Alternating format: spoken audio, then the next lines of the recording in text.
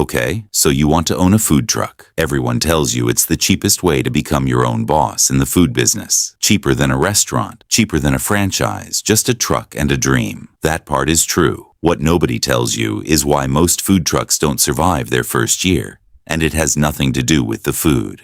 Here's the picture in your head. You buy a truck. You build a menu around 2 or 3 items you can make fast. You park somewhere busy, and people line up. No rent, no lease. No landlord breathing down your neck. Just drive to where the customers are. That's the entire pitch of this business. And on the surface, it sounds almost too easy. So let's start with the first number that quietly breaks that picture apart. The truck itself. A brand new, fully built-out food truck. One with a commercial kitchen, generator, hood system, and refrigeration already installed. Costs somewhere between $75,000 and $200,000. That's before you've sold a single meal. You can go cheaper. A used truck that already has some kitchen equipment installed can run $40,000 to $80,000. And a bare cargo van you convert yourself can start around $20,000 to $50,000. Here's the trap. The cheap option isn't actually cheap. A used truck usually comes with used equipment, an aging generator, a refrigeration unit nobody has serviced in years, and wiring that may not meet your city's fire code. You save money on day 1 and spend it back in repairs by month 3. Now here's the part almost nobody budgets for correctly. The build-out. Even a truck that already has a shell needs to pass a health department inspection. And that inspection has specific requirements. Stainless steel surfaces, a 3-compartment sink, a separate hand-washing sink, proper ventilation for anything fried or grilled, fire suppression systems above any open flame. Getting a truck from has a kitchen in it to passed inspection and ready to serve the public can add another $10,000 to $40,000 on top of whatever you paid for the truck itself. So far, so good. Now let's talk about what can go wrong before you've even turned the engine on. Permits.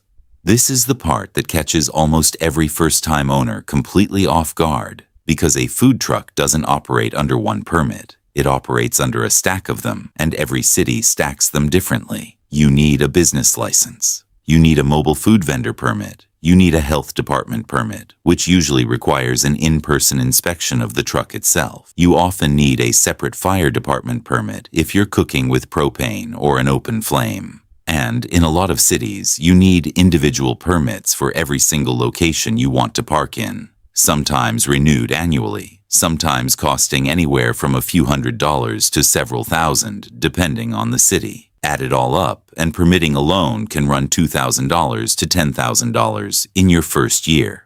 And that's assuming nothing gets rejected and sent back for revisions, which it often does.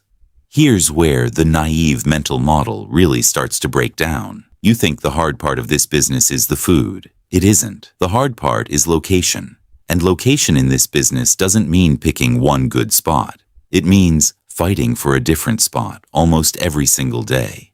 Think about what a restaurant has that a food truck doesn't. A fixed address. Customers who already know where to find it.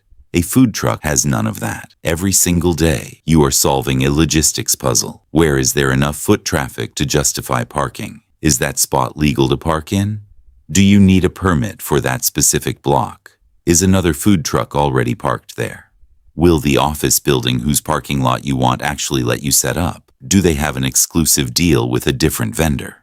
Successful truck owners aren't just cooks. They're closer to route planners, juggling lunch spots near office parks on weekdays, brewery parking lots on weekend nights, festival bookings whenever they can land them. Miss the right spot on the right day, and you can go from a $2,000 day to a $200 day. With the exact same menu and the exact same amount of work. This is where the seasonal wrinkle comes in, and it shapes the entire financial calendar of this business the same way January shapes a gym's calendar.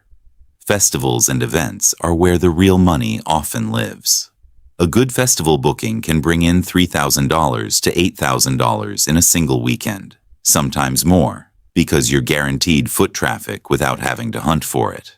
But festival season is concentrated into a handful of months, usually spring through early fall, depending on the region. and a lot of the best events require you to apply and pay a booking fee months in advance. Sometimes $200 to $1,000 just for the right to park there.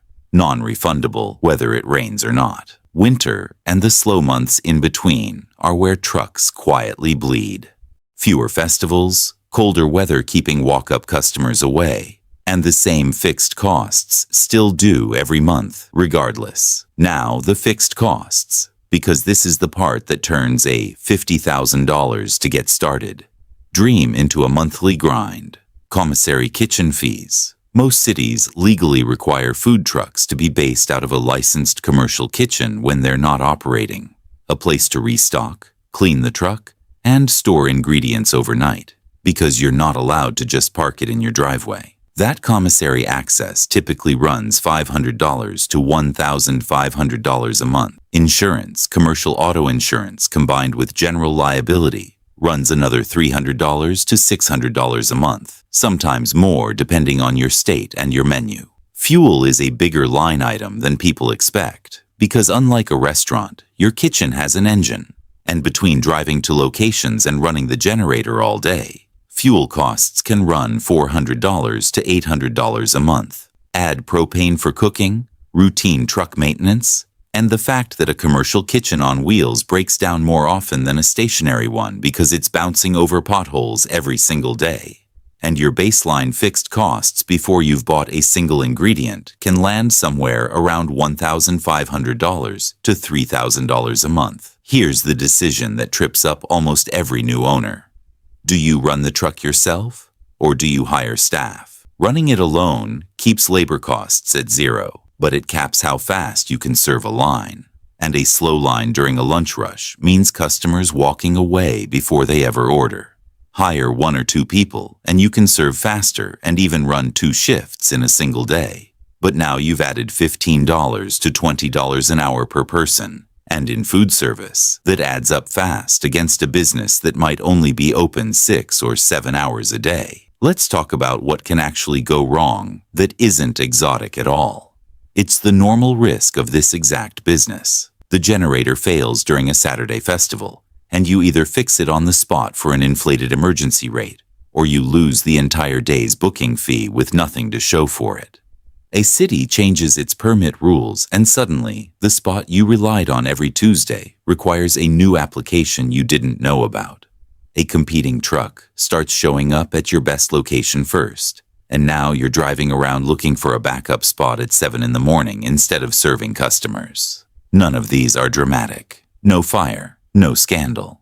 Just a slightly worse parking spot, a slightly higher repair bill, and a slightly slower month, compounding quietly until the number at the end of it looks nothing like what you expected. So how does a food truck actually make money in plain terms?